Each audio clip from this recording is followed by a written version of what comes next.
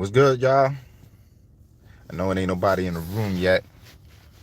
Yeah, right now I'm at a funeral. If y'all don't know, I do this on my full time. You know what I'm saying? Doing a pallbearing service at the moment. So, and for those that don't know, pallbearing is when you take the hearse. When you go from the hearse to the church, when you put the casket in the church from the hearse, that's basically pallbearing. That requires like 6 people to do. So, I know it's a little early. It's like 9 something. I know most of y'all probably ain't even up right now, but I'm bored right now and I normally don't go live, you know? So let's talk about it, man. I know funerals be a crazy thing sometimes for some people, you know? Everybody can't do funerals, and a lot of people ask me, how can I do this job? And a lot of times, I used to be like, yo, people be like, yo, how you work in a funeral home, man? Like, you ain't scared of the dead people or nothing like that? Like, not the dead people you gotta be worried about. It's the ones that's walking, you know? So ever since I was told that, I never really had an issue working in the funeral business. It's not for everybody though, I tell you that much. It's not for the weak. But I think most people can do it anyway, especially if you're a little if you have a little empathy. Um, but yeah. So we could talk about other things besides a funeral, you know what I'm saying? But I'm trying to get some hours in on this live joint, trying to make some money off this YouTube, you know what I'm saying? So trying to make that happen. But the thing about it is you got to put in a certain amount of hours, or you got to have a certain amount of viewers too. So why not just go viral? I mean, why not try to put a video up with something different? Everybody's talking about the celebrities and things like that. I try to stay away from the celebrity gossip, but it gets views too. So I think I might start dibbling and dabbling to that. Um, but yeah, man. So let's talk. All right, where everybody from? Right now, I'm in Elmont, Long Island. I like Elmont, but Elmont get hood too. You know what I'm saying? Shit, I like Elmont. I used to go to Dutch Broadway all the time. My sister-in-law used to live over there. You know, and that's one thing. Elmont, is right next to Queens. That's one thing with Queens and Long Island. We in each other's backyard, so we definitely know about Long Island, and Long Island definitely knows about Queens. Just like when you uptown, most people move around in the Bronx and like Westchester County. Like Westchester County is the Long Island to uptown. That's how I kind of look at shit. But yeah. But I ain't gonna be on this live too long. You know, probably gotta go inside and go get that body out of the church and bring it back into the hearse. And then sometimes you're gonna work for your money, because some of these bodies do not be light. People be heavy as hell, and the casket ain't no lighter. We got a wood casket. Wood casket is one of the heaviest caskets, especially that mahogany or that cherry oak or whatever they call it, cherry wood. And things be heavy, real heavy. Um, and I'm gonna start going live more. We're gonna start talking about topics on the streets. You know what goes on in New York City, things that that we can all relate to. But other than that, man, hit the thumbs up on the way in. I see it's not that many viewers. Hit the thumbs up. Like, share, subscribe. Shit. I might have to change the titles to this. We're going to talk about some interesting stuff later on. But right now, like I said, I'm bored. I'm in Elmont. Just cooling. Let me see if I can, there's the hearse right there. And we on Elmont Road.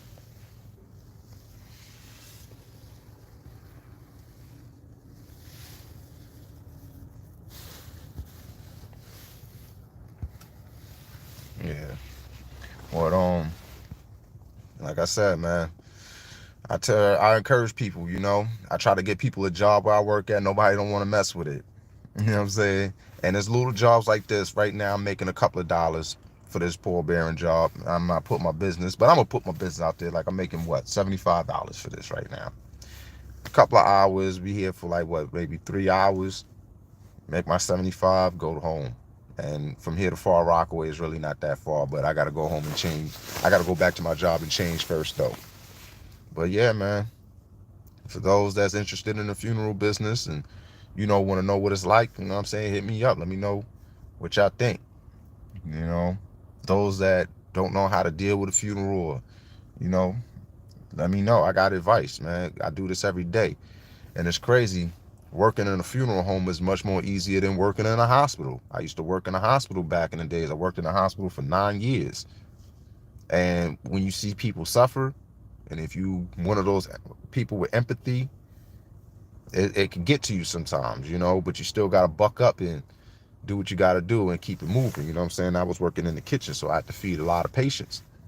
But, when you work in a funeral home, this is the last stop, you know what I'm saying, before the grave. So a lot of times it's just a little more easier to work in a funeral home. Sometimes funeral homes, working a funeral, sometimes be fun. I'm be real with you. Like sometimes we looking at the women that come through in there, because some of the girls, you would think when they come in there, you would think they're about to go to the club. They either came from the club or going to the club after the funeral. That's how some of them be looking. And you would think like, damn, are they here to get a man or are they here to mourn? That's how it is working some of these funerals. And the big funerals normally are the funerals with the young people, funerals with murder victims. A lot of those be packed and crowded. And then you got the old West Indian lady or the old West Indian man, that grandfather that got like 13 kids, and them 13 kids got 8 kids each, and those kids got 3 kids each. So, you got grandkids, great grandkids, cousins, nieces, aunts. I'm telling you, those funerals be crazy, especially like with Jamaicans, the Guyanese. They are, and even Haitians too, but mostly like Jamaicans, Guyanese, Trinis. They are very family orientated. They be a lot of people at those funerals. They come together. They come from everywhere, everywhere. And that's when those funerals be packed. And then sometimes we got to take those funerals out to church, but if it's in a funeral home, oh man, so shout out to the Haitians, shout out to the Jamaicans, the Trinis, all the West Indians, because when one of them go, oh, they come and show out. They show out. You know what I'm saying? And not for nothing, be a lot of girls at them funerals too, man. Be a lot, And don't think you can't get a girl out of funeral, because you can. There's ways to do it, And then sometimes, some there's just to show support. Some of them don't really want to be there. So, you would think like it's disrespectful to, try to shoot your shot at a funeral, but there's a way to do it. You know what I'm saying? And a lot of people don't really know how to do it like that, but there's a way to do it. I'm not saying that I do it, but there is a way to do it. And, it'd be a lot of attractive females at funerals sometimes. I'm not going to lie to you. Like, I'm being real. Some people be like, oh, that's disrespectful. Y'all out here looking at the girls. And, man, I'm a man. I'm a man first. So, but it'd be crazy. The funeral business, I be telling people sometimes our jobs be fun. Sometimes I be trying to bring people on the pallbearing jobs, take them out. Most of my pallbearing jobs be uptown in the Bronx. And there's always something in the Bronx, man. Every time we up there, there's always something going on. It's hood as hell up there, but I love it. And every time I do a funeral job in the Bronx, we end up going to a different part of the Bronx every time. And I hate to say it, but most parts of the Bronx look the same. So I can never tell you exactly where I was or what street. Most of the places, they always look the same. You got the train station L, the Trestle. You got a couple of short buildings, a couple of those new buildings that the city made, and then what did you call it? Jimbo's and something else, and a few Kennedy Fried Chickens in the neighborhood. They all look the same, but I love the Bronx, especially when we do jobs out there, because there's always some action going on. You got girls walking around, you know what I'm saying? Bronx girls, they come out, you hollers, what's up, blah, blah, blah. Everybody's cool in the Bronx. I like the Bronx. I like doing jobs out there. Brooklyn is cool. I don't get many jobs in Brooklyn, but Brooklyn is closer to home, so I like to go to Brooklyn a lot of times. Only thing is when I'm in Brooklyn, parking be crazy. You know, it's very hard to find parking sometimes, but luckily I got the funeral stickers. So, you know, we'll just pull up in front of the damn church or something like that and just park up. You know what I'm saying? But we definitely you know, I definitely did pallbearing jobs in probably all the boroughs except for Staten Island. Never had to do a pallbearing job out there. Never did a funeral in Staten Island, but you know, Staten Island is Staten Island. You know what I mean? I like Staten Island, but I don't love it. But you know, we never had to go out there. They their own world over there. You know, but yeah, man. But like I said, you know, for those that's trying to find a career, I tell you, man, you can get into the funeral. You could be a funeral director and make like 50,000 a year or more. You know, and you just go to school for 18 months. I tell people, man, there's so many things you could do, and especially in this funeral business, because there's so many ways you can make money. You can make money pallbearing. You can make money being a director.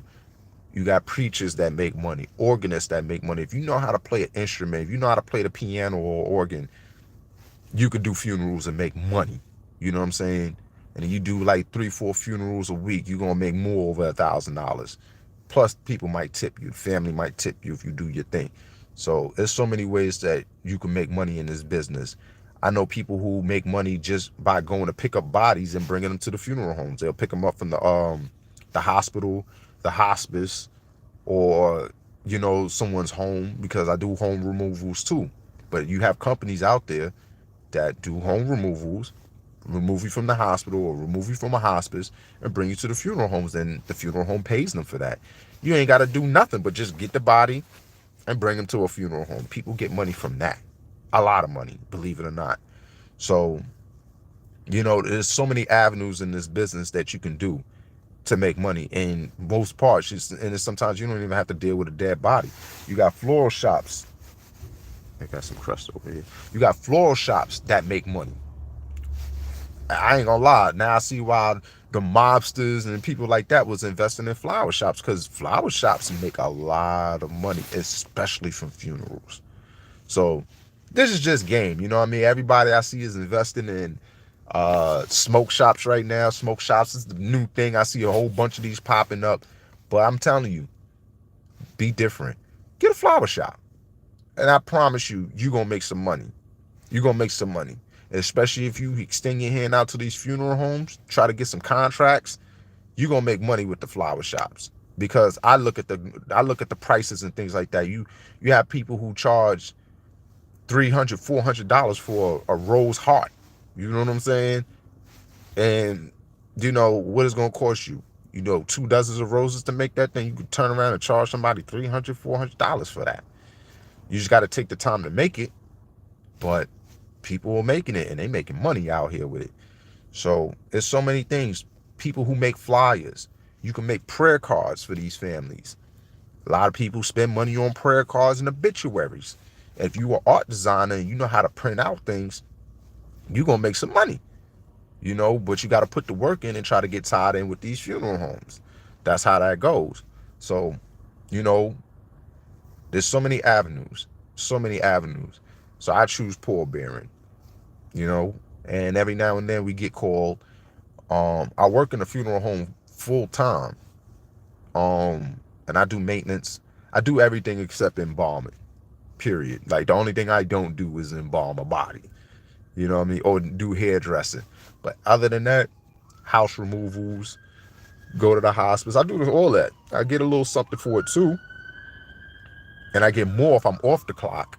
But, you know, I do all of that stuff, man. And, you know, it's cool. But I'd rather get back into the plumbing game, because that's where the real money is at. I just picked this job up because it ended after the pandemic. So after the pandemic and that PAU money ran out, you know what I'm saying? Because I took advantage of that, because I was getting more money on a PAU than I was making at my original job doing plumbing. So, of course, I'm going to run it up. But when that ended, it's time to get back into the real world. And this was the one thing that extended their hand right away. Soon, you know, like 3-4 weeks after that PAU ended, they hit me up. My homeboy hit me up. Hey, yo, you want to get a job? and I took it. It's not like I'm unfamiliar with the business. So, you know, you make your money and get in and get out. You know, but I tell you, it's not for everybody, but you know, check it out. Trust me, it might be for you. It's an easy job. It's a fun job. You meet a lot of people, and it takes you places, believe it or not. Believe it or not. And the funeral business is a business that will never die. Ain't that ironic? You know what I'm saying? Oh, yo, peace, Kareem. You know what I mean? 7115, shout out to you, man. Carlton Manor. That's what I'm talking about. You know what I'm saying? Carlton Manor. I think Carlton Manor probably might be the tallest project building in Far Rockaway. If not, it's Beach 41st Street houses, but I think Carlton Manor is taller than the 40s. I think y'all buildings is taller. But peace, bro. Far Rock, stand up. Queens, stand up. New York City, stand up. But Queens, Far Rock, stand up. But yeah, man, you definitely get money in that business. And you know what they say on what Cam say, you can't get money in the earth this big, you're worthless, kid. Nigga don't deserve to live. So this is the avenue, you know. You ain't gotta take it, but all those that looking for something, get into the funeral business. Schools is out there. You can go to McAllister in New York, go for a program for 18 months, almost 2 years, get your degree, get certified, become a director. You know, you may not start off with a lot, but you're going to start off with something livable. You're going to be able to have an apartment. You're going to be able to afford a car. And then later on, you're going to make more money. Like I said, depending on what you do. I know people who's directing and they do TLC. TLC is the people that go pick up the bodies. So by day, they directing. On their off days or by night, they going around picking up bodies from the hospital, getting more commission. It's money in it. You know, pallbearers. It's not too many people. The pallbearing jobs have slowed down a lot over the years, you know, especially after the pandemic, but they're still there. They're still there. So I just say take advantage of that, man, for real. But I'm not going to keep y'all time because I'm about to go back in and end this. But y'all have a good morning. Enjoy the rest of y'all day. And I'll try to go live later on, get some more people, try to make this a habit. And, you know, y'all be safe out there. Peace out, y'all.